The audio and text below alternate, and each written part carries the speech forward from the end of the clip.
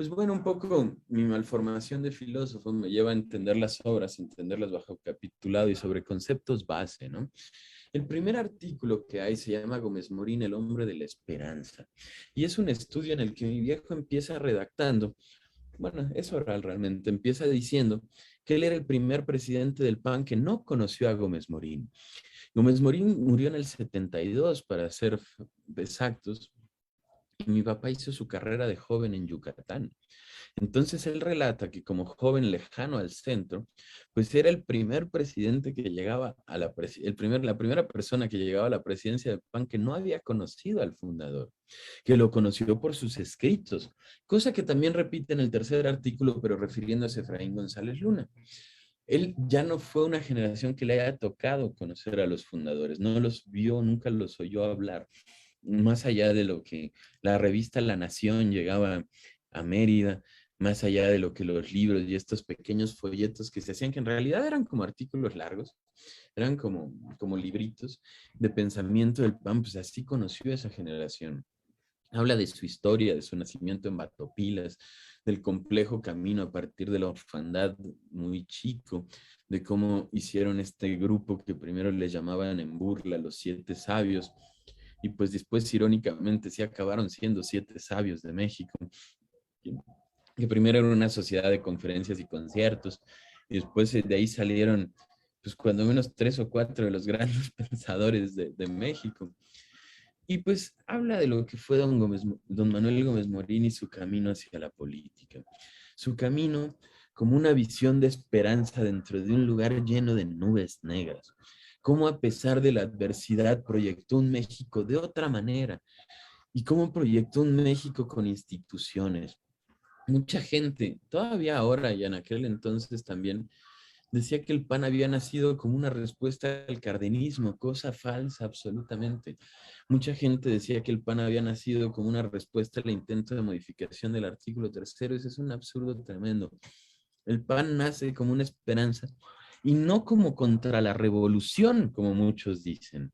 Gómez Morín tenía la visión de que se tenía que institucionalizar la revolución, que había acabado la época destructiva de la revolución, o sea, la guerra. Él se asumía como la generación de 1915, donde hace este estudio del dolor evitable, que es precioso, que pues si quieren ser consejeros tienen que haberlo leído, es básico, es un texto basiquísimo. Y pues él ve un México que tiene que convertir los anhelos de la revolución en instituciones. Si lo quieren entender de una manera un poco más clara y llana, pues si decían tierra y libertad, uno de los lemas de la revolución, pues tenían que inventar una institución que repartiera la tierra. Le hace la Secretaría de la Reforma Agraria.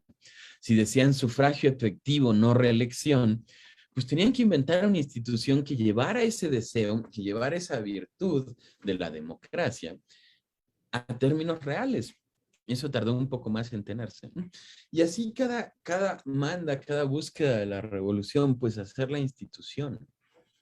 En el texto viene una de las citas más bonitas que he leído de Manuel Gómez Morín, y es una de don Miguel Estrada Iturbide, otro de los fundadores del PAN. Y ahí dice: amó todo lo que merece ser amado, la verdad y la libertad, la justicia y el derecho, la rectitud y la lealtad, el decoro, la responsabilidad, el trabajo hasta la fatiga, la dramática sinceridad consigo mismo, la suficiencia para todos, el desarrollo integral, la paz, el hogar, la familia, la amistad sincera. Amó a México visceralmente, lo amó en su realidad total, en sus luces y en sus sombras, en sus aciertos y en sus desvíos, en sus dones y en sus carencias, en sus miserias mismas. Lo amó no aislado, sino incierto de su estirpe hispanoamericana, en la comunidad de todos los pueblos, lo amó inmerso en la formidable devenir de la historia. Él jamás negó lo mal que se estaba. Él simplemente siempre vio una esperanza al final. Y el partido que fundó Gómez Morín es y tendrá que ser el partido de la esperanza. De eso habla el primer texto de este libro.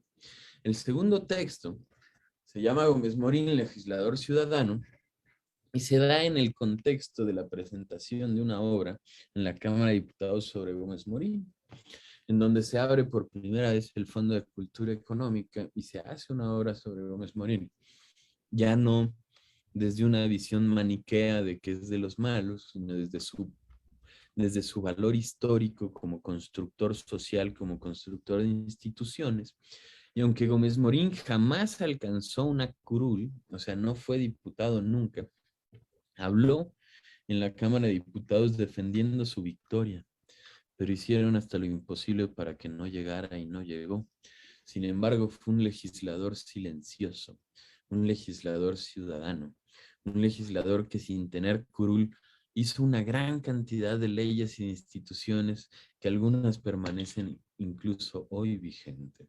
Por ejemplo, don Manuel Gómez Morín hizo la ley del Banco de México, hizo la ley de títulos y operaciones de crédito, hizo parte de la estructura de la Secretaría de Hacienda, hizo toda la estructura jurídica del Seguro Social, hizo incluso obras que van más allá de las instituciones nacionales, como puede ser la estructura del TEC de Monterrey. Él fue parte de la generación de todo eso, y otra serie de instituciones.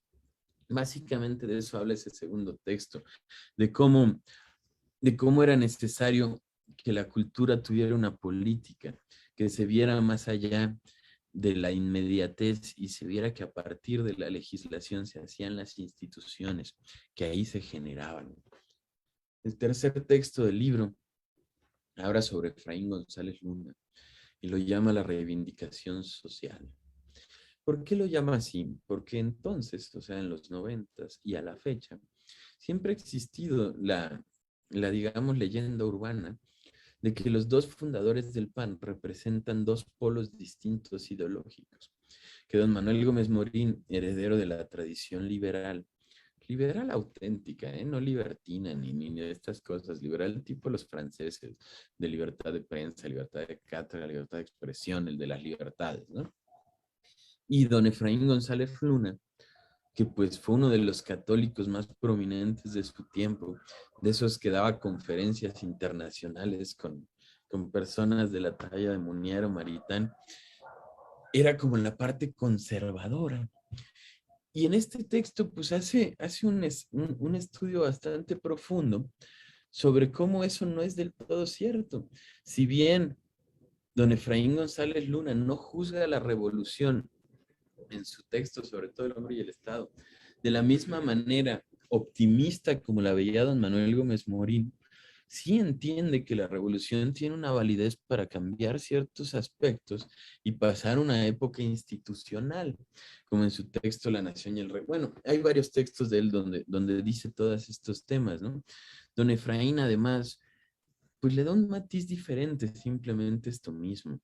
Habla de un estado auténtico y habla de que la verdadera representación, para tener un estado realmente auténtico se necesita tener una verdadera representación, una sin fraude, una sin violencia, que no responda a pues, visiones maniqueas ni mucho menos a versiones violentas de la llegada al poder. También don Efraín González Luna, papá de don Efraín González Morfín, quien ahorita explicó Fer, pues habla de cómo a partir de la guerra cristera se hace la inhibición política del pueblo católico.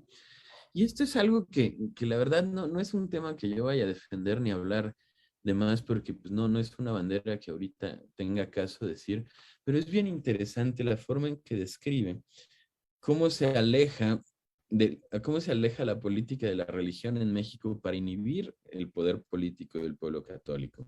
¿A qué se refiere con esto y a qué nos referimos todavía hoy? Hay 4 países en el mundo, solo 4, que tienen una división de iglesia-estado radical, y son Turquía, Uruguay, México y Francia. En esos 4 existe una total división. En otros países, así como Alemania, pues existe la democracia católica, ¿no? La democracia cristiana. Existen diferentes versiones de la política a partir de una visión más católico-cristiana. Y al final del día, pues no existe este falso dilema de si pueden tener o no participación. En Estados Unidos pues digamos los sacerdotes, porque aunque ahí la mayoría es protestante y son más bien como pastores, son incluso candidatos y participan electoralmente. Aquí en México además es bien chistoso porque en realidad los que están censurados no es la religión en sí, son los católicos, porque yo he visto diputados que son sacerdotes o bueno, pastores protestantes y pues al final del día nadie les dice nada, pero los católicos sí no pueden. Y eso viene incluso en la Constitución y el año pasado se hizo una primera sanción a un sacerdote por decir una opinión sobre un candidato en Mexicali, por cierto, una candidata del PAN. Pero bueno, habla de cómo inhibieron a la Iglesia Católica, al pueblo católico en la participación política, cosa que es totalmente cierta. De ahí nos vamos a ir al segundo capítulo. De aquí voy a tomar un poco más de tiempo para explicar este primer texto. Este texto se llama Doctrina, Ideología y Comunicación. Este texto mi viejo se lo da a personas que no son panistas. Se los da a directores de prensa, a periodistas, a columnistas. Entonces tiene que partir de explicar qué son ciertos conceptos que seguramente les van a preguntar en su examen. Por ejemplo, ¿qué es doctrina? Doctrina pues proviene del latín docere, que quiere decir enseñar. Doctrina es la filosofía para ser enseñada. Es un reducto de la filosofía que te sirve para explicar la filosofía. El PAN tiene una doctrina. ¿Qué son principios? Principios son afirmaciones a partir de las cuales se pueden hacer otras afirmaciones. Aquí don Carlos Angulo hace rato les explicó los primeros principios de doctrina, que son los originarios, y como también les repitió Fer, pues son los vigentes, no es que hayan dejado de ser vigentes, y esos principios pues son dos cosas, son una serie de afirmaciones a partir de las cuales se desarrollan todas las demás y son para ser enseñados. Ese es su objetivo. Para ponerlo en un término práctico, por ejemplo, la dignidad de la persona humana. El PAN está a favor o en contra de que haya un medio ambiente más sano. Entendiendo la filosofía para ser enseñada el principio de que creemos en la dignidad de la persona, un desarrollo óptimo de la persona requiere un medio ambiente sano. Entonces vamos a estar a favor de esa propuesta, porque es un medio ambiente para el mejor desarrollo de la persona. Así se aplican los principios a la realidad. Luego, pues el principio de doctrina propio del PAN es la idea principal o originaria para ser enseñada. Aquí pues les hablaron de los pilares del humanismo, después les hablaron de los primeros principios. Ahorita Fer les mencionó cómo se incluyeron principios tan importantes como democracia y familia en la primera proyección. Y hay una segunda proyección, que es la de 2002. En la de 2002, encabezados por el presidente Luis Felipe Bravo Mena, un hombre de gran visión, se llamó Desarrollo Humano Sustentable. Y el PAN fue en realidad, yo creo que la primera institución política, si no del mundo, cuando menos de las primeras, que tuvo una plataforma totalmente sustentada en lo que hoy la ONU presume, ¿no? En el desarrollo humano sustentable, en el tema de conservación, de medio ambiente, no agotar los recursos para las siguientes generaciones. Después de los principios de doctrina se sigue la ideología.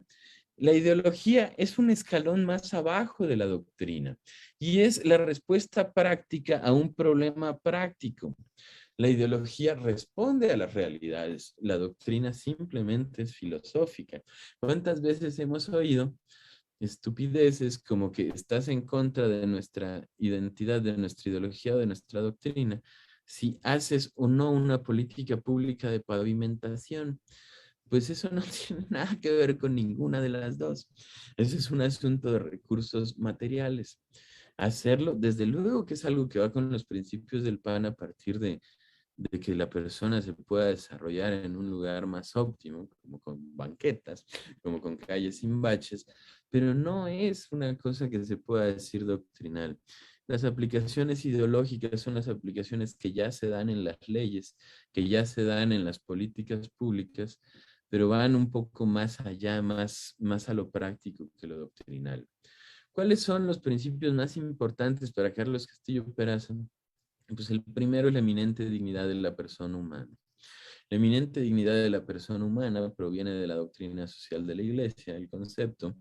Pues, ¿por qué proviene de la doctrina social de la Iglesia? Porque la nomenclatura proviene de ahí.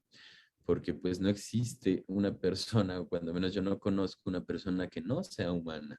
Pero para la doctrina social de la iglesia sí hay personas no humanas. Y hay dos tipos de personas que no son humanas, y son la persona divina, que es Dios, y es la persona angélica, que son los ángeles. Pero para fines prácticos, pues la dignidad de la persona. Bueno, también los contadores podrán decir que hay persona física y persona moral, pero pues no estamos hablando de eso. Lo más importante es la eminente dignidad de la persona. Después la primacía del bien común. Después la preeminencia del interés nacional. Y después la democracia como sistema de vida y de gobierno. Para Carlos Castillo y Peraz, estas son las cuatro premisas que rigen la actividad política. Eso es para lo que estamos aquí y eso es lo que buscamos. Ahora, como les explicaba Fer hace rato en su exposición, cuando lo contrastas con lo que está pasando ahorita, pues hay muchas cosas que se ven amenazadas por el gobierno actual a partir de cómo están funcionando las cosas. De entrada, la democracia como sistema de vida y de gobierno está francamente amenazada. La preeminencia del interés nacional está francamente amenazada porque está ideologizada.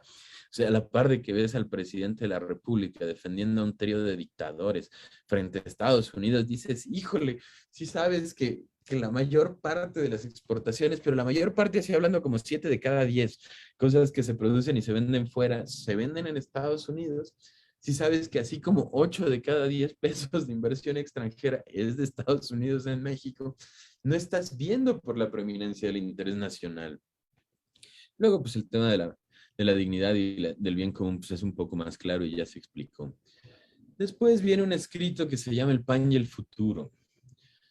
Y aquí es muy importante, este texto es muy importante por cuatro factores. El primero, pues define Acción Nacional como los valores y los principios por los que luchamos. ¿Qué nos hace ser el PAN? Pues que creemos en esas cosas de las que estamos hablando. Eso es lo que nos hace panistas.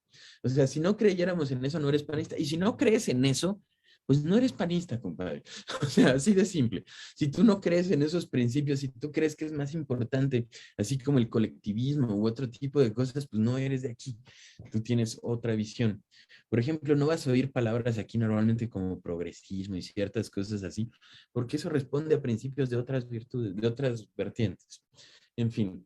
Segundo, habla de la sociedad civil, que es algo bien importante actualmente porque habla de salvar a la política de la sociedad civil.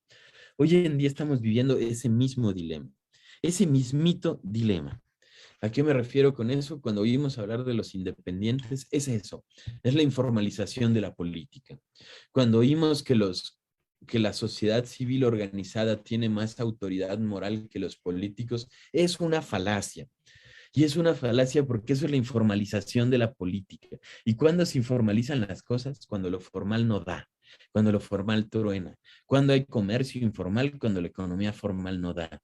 ¿Y qué pasa con la política informal? Pues se vuelve bien peligrosa, porque se vuelve sin consecuencias. ¿A quién le está cobrando a quién le cobra el pueblo de Nuevo León el mal gobierno del Bronco?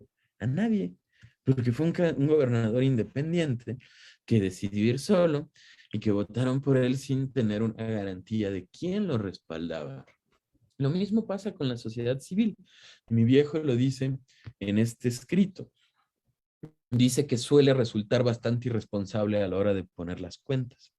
Y eso es cierto, porque además me perdonarán los grandes empresarios, los grandes intelectuales que se jactan de tener opiniones más válidas en democracia que cualquier político, pero por ellos nadie ha votado. Este partido se ha constituido por los votos de la gente y eso le da la autoridad para poder tener una opinión en la palestra. Eso le da una autoridad para tener opinión en el ágora pública. ¿Por qué? Porque tiene votos, porque millones de mexicanos decidieron votar por la opción que es el PAN y nosotros representamos a esos. Los otros solo representan su propia voz. Pueden tener mucha razón en muchas cosas, pero no tienen más autoridad, porque no tienen un aval social que los haya llevado a donde están.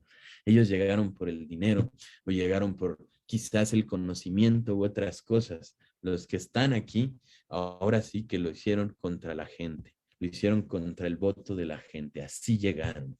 No fue no fue autoimpuesto, porque además parece luego que ser ciudadano es como un título de moralidad superior, ¿no? Dicen, no, yo no soy político, yo soy ciudadano. Compadre, yo también soy ciudadano y lo soy también al ser político. Irónicamente, las dos palabras son sinónimos. Uno viene de civitas, que es ciudad, y otro viene de polis, que es ciudad. Las dos palabras son sinónimas, nada más que una viene del griego y otra del latín. En este texto también es muy importante que habla de las éticas. ¿A qué se refiere con las éticas? En los 90 estaban muy de moda las éticas de la inocencia y hoy han vuelto. ¿Qué era la ética de la inocencia? Es que yo no soy malo porque soy malo, es que estoy traumado desde niño. Como mis papás me pegaron, no soy responsable de lo que hago. Y esas éticas son en las que nunca hay culpables y nunca hay responsables. Esa es la ética precisamente del presidente de la República, la de yo no tengo la culpa de nada. El PAN es opuesto a eso. ¿Por qué? Porque nosotros creemos en la ética de la responsabilidad. El que quiera ser político, lo que está asumiendo es la responsabilidad por los demás. Y de los demás, yo soy el más responsable, porque me hago responsable por todos. Si no te quieres hacer responsable por los demás, hay un chorro de oficios bien bonitos, como la academia, que no requieren que te responsabilices por nadie. La política es hacerte responsable. Y la ética de la responsabilidad es también la ética del perdón, de la comprensión y de la reconciliación nacional.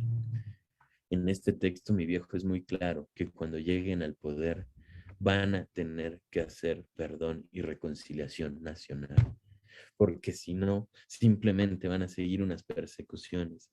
Vamos a tener que dejar un poco en el olvido, en la comprensión, para poder ver hacia adelante y no gobernar mirando el retrovisor. Eso es justo lo que vivimos en negativo. Hoy se gobierna mirando el retrovisor, hoy se habla más de Calderón que de futuro, hoy se habla más de lo que se hizo que de lo que se va a hacer. Hoy es un gobierno fallido.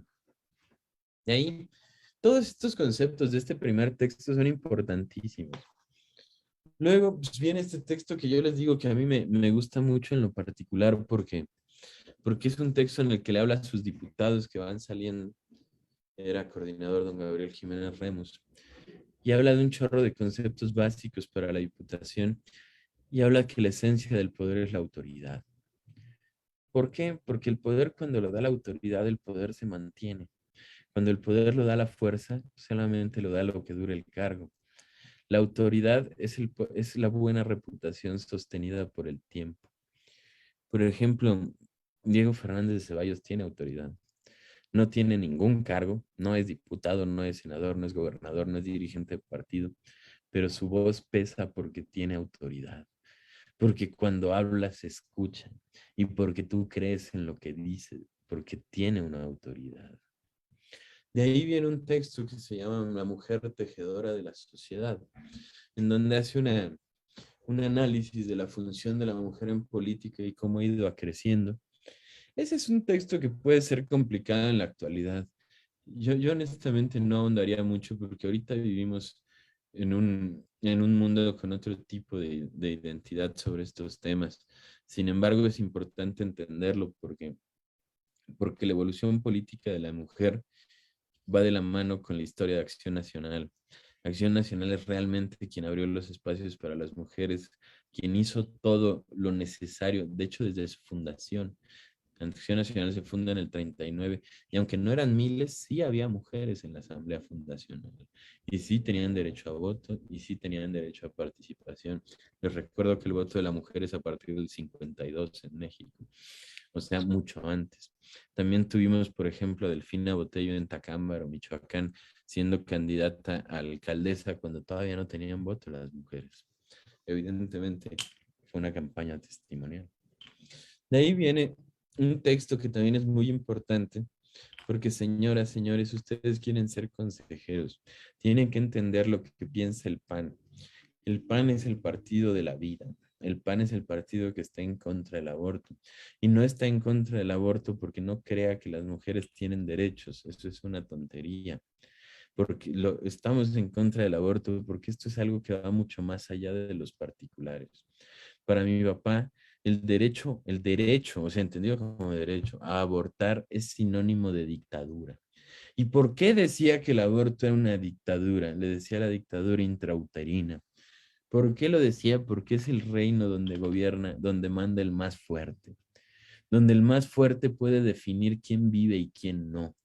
Y al más débil se le dicta pena de muerte, al que no se puede defender, al que no puede ni siquiera poner un pero, y eso solamente lo hace una dictadura. Hasta en los gobiernos, bueno, no, ahorita sí hay más autoridad. En la mayoría de los gobiernos autoritarios tienen derecho a juicio. Aquí no tiene derecho a juicio el indiciado. Lo matan sin defensa alguna. ¿Y qué sociedad vivimos si al más débil se le puede dictar pena de muerte y nadie dice nada? Esto es algo que va mucho más allá de las conciencias particulares. No es un tema de yo creo, es una política de Estado. Nosotros somos el partido de la vida, somos esa opción y no lo vamos a dejar de ser. Además, no en este artículo, mi viejo tiene otros textos donde defiende estar en contra del aborto.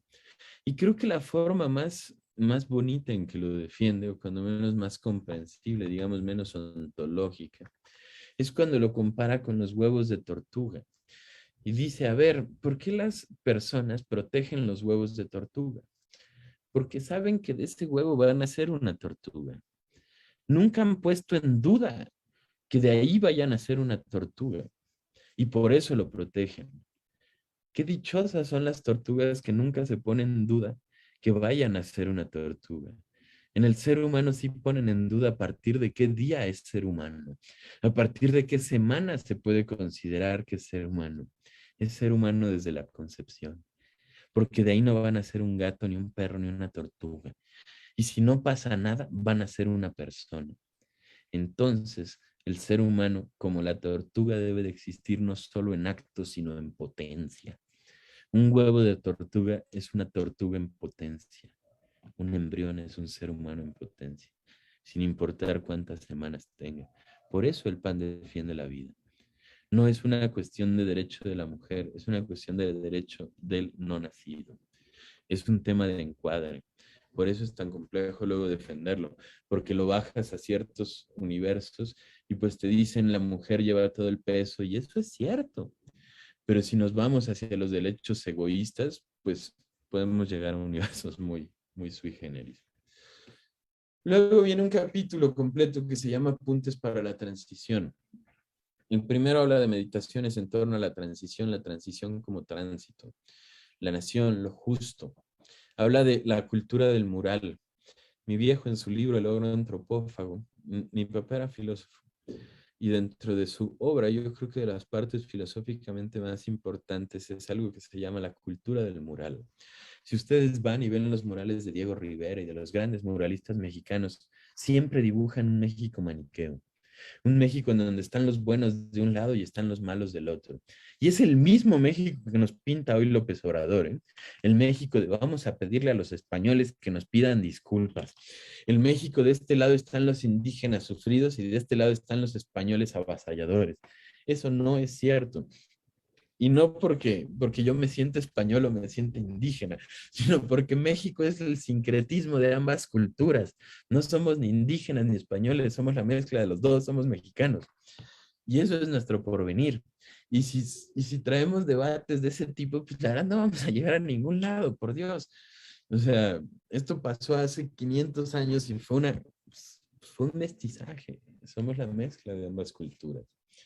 Es más, los españoles no conquistaron México, los españoles conquistaron Tenochtitlán. Y es más, los españoles no conquistaron Tenochtitlán porque España tampoco existía. En todo caso, Castilla y Aragón conquistaron Tenochtitlán. O sea, todo el concepto está mal cuando lo ves desde este punto de vista del mural maniqueo. Si queremos hablar de nación, de país, tenemos que saltar esas cosas. No podemos ver lo que nos divide, tenemos que ver lo que nos une. Otro texto que es muy importante es uno que se llama El papel del gobierno de cara al México del siglo XXI. Una vez más, mi viejo era filósofo y en este texto él habla del tiempo y creo que el concepto del tiempo es importantísimo porque dice, se puede medir la bondad, o sea, qué tan bueno es un gobierno en términos del tiempo que hace perder por negligencia o por ineficiencia, por estupidez o por malevolencia. O sea, un gobierno es mejor en medida de que no le quite el tiempo a los ciudadanos. Tú tienes un buen gobierno cuando no le quitas el tiempo a la gente. Si vas a países así como Suiza, muy probablemente ni siquiera saben quién es su presidente. ¿Saben por qué? Porque no les está quitando el tiempo, porque las cosas funcionan, porque cuando las cosas funcionan no necesitas mucho más. Aquí tenemos un gobierno que no hace más que quitar el tiempo. Todos los días de 7 a 10 de la mañana está diciendo mentiras y tonterías. Todos los días sale a posicionarse. Todos los días, o sea, la mañanera tiene secciones. La sección de las mentiras, la sección de no sé qué, del precio. Eso ya es un show de mañana, de esos de programas de Venga la Alegría. Y eso ya es un espectáculo. Y un buen gobierno, dice este texto, se puede medir en la cantidad de tiempo que le ahorra a los ciudadanos. De ahí, pues hay un texto que habla de la vigencia y los retos de la Constitución. Como ustedes saben, la Constitución pues viene de principios de siglo y pues muchas cosas se aplicaban y no aplican a la fecha. De ahí hay un texto que se llama Acción Nacional, punto de referencia, que también le habla a sus diputados, les habla cuando están saliendo de la legislatura de 94. Este es importante porque nos pone todo el contexto histórico. Hace un ratito les explicaban a Efraín González Morfín a partir de su contexto histórico, los hippies, todo el 68, desde la Revolución de Cuba a finales de los 50. El contexto histórico del 94 es el contexto que todavía seguimos pagando en México. A ver, acuérdense qué pasó en el 94. En el 94 salió el ZLN. Se levantó en guerra el 1 de enero del 94. En el 94 fue el primer debate televisado entre candidatos a la presidencia de la República. En el 94 mataron a Colosio. En el 94 mataron a Ruiz Massieu. En el 94 hubo elección presidencial, la primera y la más competida en la historia de México. La primera con un IFE, digamos, un primer instituto electoral, ya con cierta autonomía, todavía no del todo. El 94 es punto de referencia para todo lo que seguimos viviendo hasta la fecha. Es más, Andrés Manuel López Obrador, su discurso es todo lo que vino a partir del 94, desde el Fobapro y hasta los conceptos de los asesinatos. Es un año importantísimo. Y ese año Acción Nacional fue punto de referencia para todo. ¿Por qué? Porque supo tomar las cosas como debían ir. Por ejemplo, ¿qué dijo Acción Nacional frente al ZLN? Nosotros no nos vamos a sentar a negociar con enmascarados. ¿Y saben por qué? Porque nosotros llevamos 50 y pico años dando la cara por nuestras ideas para que llegue alguien que no sé ni quién es a pedir algo enmascarado. Nosotros hemos puesto la cara valientemente contra un régimen autoritario por más de 50 años para que llegue alguien enmascarado y sin saber ni con quién estás hablando busque algo. De ahí ya